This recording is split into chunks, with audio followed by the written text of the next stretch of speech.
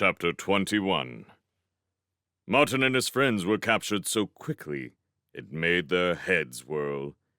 One moment, they were sleeping peacefully, and in a twinkling, they were dragged up onto their footpaws.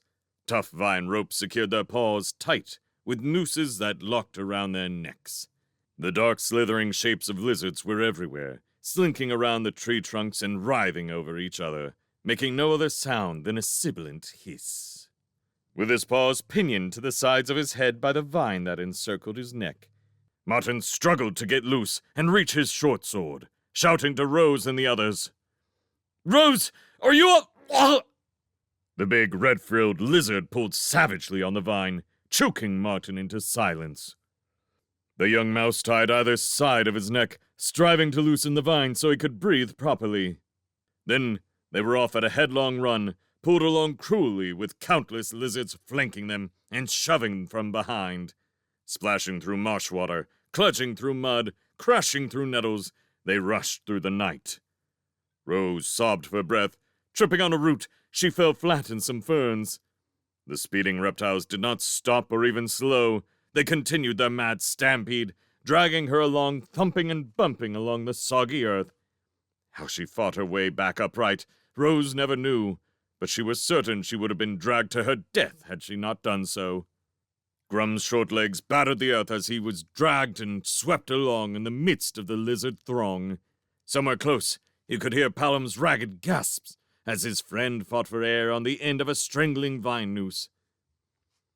Battering through evil-smelling liquid and bubbling marsh gases, they pelted onward, mud flying everywhere as lizard tails waved and scaly legs leaped high in the reptile stampede.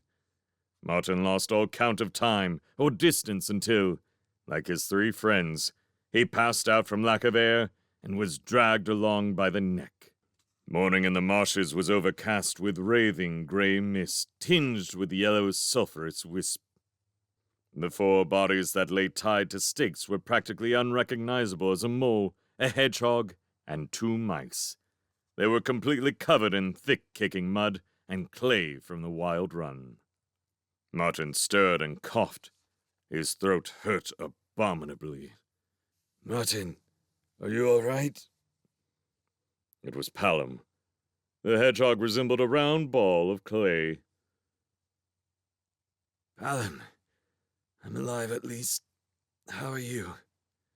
"Be much better when my old neck stops hurting. I've been awake an hour or more, but I lay still. Didn't want to attract attention from those creepy lizards. They're all around us." Martin strained his neck slightly. The vine was still looped around it, though now his paws were free. Lizards were everywhere, just sitting and staring at them. He noticed the large red-frilled leader had the short sword lying on the ground in front of him. Martin crawled across to Rose. Loosening the vine on her neck, he patted her muddied cheeks, calling her name. "Rose! Rose!" A jumble of lizards dived on him, pulling the noose tight as they dragged him away from Rose. Martin fought back as best he could, shouting through the scaly bodies that enveloped him. "I was only trying to let her breathe, you scaly villains! Let me go! We weren't trying to escape!" The big red-frilled lizard stalked slowly across. He kicked the others off Martin and dragged the young mouse back to his stake. Hissing softly, he gave the vine a final sharp tug, indicating that Martin should stay in that spot. Flicking his serpentine tongue, he turned and slid gracefully back to his former position. Palom looked across at Martin and shrugged. "Don't say much, do they? We best sit tight and wait for Rose and Grum to come around." Both Rose and her mole friend revived some short time later. They sat massaging sore necks, easing the tight vines off to enable easier breathing. The big red frill gave the vines a tug when he thought they had messed enough with them. He hissed softly and sat watching the four captives. After a while, they got to know the rules. They were allowed to talk, but only in quiet tones.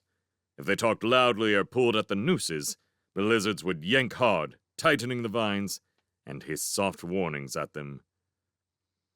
Grum picked burrs and mud from his face. "Them slimy vermin's all right. Silent, though. Nary a word do them lizards be a-speaking." "Hush now, Grum," Martin muttered quietly and urgently. "They're coming over here." Silently, a group of lizards came to each of the prisoners and deposited by them 4 large gourds of water. The reptiles retreated and sat watching. Rose tilted one of the gourds and sipped. Then she drank deep gratefully. "It's water. Good, clean, and fresh. I never knew it could taste so nice." They drank their fill, dashed some in their faces to wash away the dirt and grime, then sat waiting. Next to come was a great wooden pan, fashioned from a section of lime trunk. The red-frilled leader indicated that it be placed in the center of the area, between the 4 stakes, where the captives could reach it.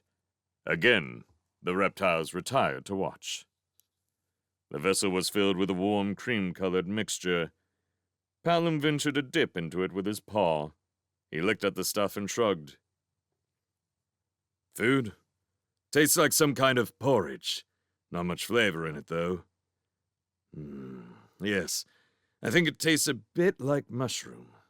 They all tried some and agreed it was palatable enough, but had hardly any taste. Grum shoveled a pawful into his mouth. "'Tain't soup, or nothing nice, but it ain't bad. No." Rose had taken several mouthfuls. She splashed a little water on her paws to cleanse them. "It's not very good, either. I've had enough of that tasteless mush, thank you." The red frill stalked sinuously over to her. He tugged the vine sharply, indicating that she should carry on eating. Rose sighed and looked across at Martin. "Old Frillyneck won't be happy until we've eaten all our dinner up like good little creatures. I suppose I'd better try some more." Martin licked his paw and dug in again. "Mushroom porridge. It's deadly boring." Palom chuckled as he spoke through a mouthful. "Do you think they're trying to fatten us up a bit?" Suddenly, they stopped eating. The horror of what the hedgehog had just said dawned on them. "What was it Mr. Meardop said?" Rose whispered in a hushed voice. "Cannibal lizards." Twice that day, more bowls of porridge and gourds of water were brought to them. If they showed signs of refusing to eat, the big red frill would tug on the vines until they began choking. Grum groaned as he noticed several of the reptiles scraping ashes from a long pit at the edge of the lizard settlement. Others began laying charcoal and dry wood in it. Martin seethed silently. If only he could break away and reach his short sword. But it was impossible. They were watched by scores of gaping lizards, who seemed to have little else to do but sit and look at them. The young mouse lay back, his mind racing furiously against the insurmountable problem. A dipper appeared on a low branch nearby. The little bird nodded its head from side to side, ruffling its handsome browny-red plumage and preening at its fawn-colored breast. It made a twittering noise, and Rose looked at it strangely. "Martin, that bird is talking to us." Noting that the lizards were still watching, Martin kept his voice to a quiet, conversational level. "Can you understand it, Rose?" "I think so. It said the same thing twice now. Gonna eat ya, gonna eat ya. I'm pretty sure it's saying, going to eat you, meaning the lizards are going to eat us. You're right, Rose." Martin trembled with excitement, trying hard to keep his voice under control. The lizards must not be able to understand it, or they'd have chased it off by now. See if you can get it to carry a message to the warden of Marshwood Hill. "Gonna help us? Gonna help us?" Rose made a strange noise halfway between a whistle and a chatter. The little dipper nodded, pecking at the branch. "Apachoo! Apachoo!" Palom had been listening. "What did it say?" "I tried to ask it for help," Rose explained. "Gonna help us. Sounds a bit like going to help us, It replied, Alpachu, which sounds like help you. Grum came in on the conversation. Oh, but I'm you going to say Warden o' Marshy Wood, you? Rose pondered a moment. Right. How does this sound? She made a lilting sound. Warden Alpis! Warden Alpis! The Dipper puffed out his tiny chest and flew off trilling. Warden! Warden! Martin sat up slowly. Well, he's gone now.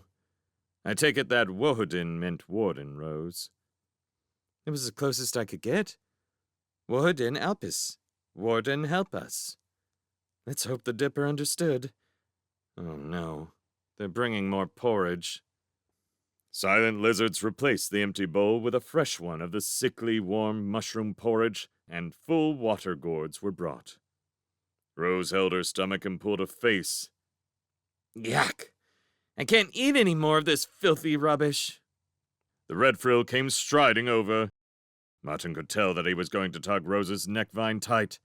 The young mouse warrior's spirit boiled over at the thought of the reptile tormenting Rose. As the red frill stalked past him, Martin let out a yell and smashed the water gourd over its head. In a flash, they were grappling. Martin's neckvine strained tight as he pushed the red frill's head straight into the porridge, leaning his full weight to keep it there as he tried to drown the reptile. Here, Frilly, try some of your own medicine. Before Rose, Palom, or Grum could help, a mob of lizards were upon Martin, smothering him with their pulsing bodies as they freed their leader. 4 of them untied Martin's neckvine from its stake. The red frill hissed balefully at him, tongue flickering in and out constantly. Helpless and weighted down by numbers, the young mouse was dragged off towards the fire pit. 2 lizards put flint to tinder and leaped back as a curl of smoke arose. Other lizards flung themselves on Rose, Palom, and Grum as the mousemaid screamed at the top of her voice. Leave him alone, you filthy crawlers! Put that fire out!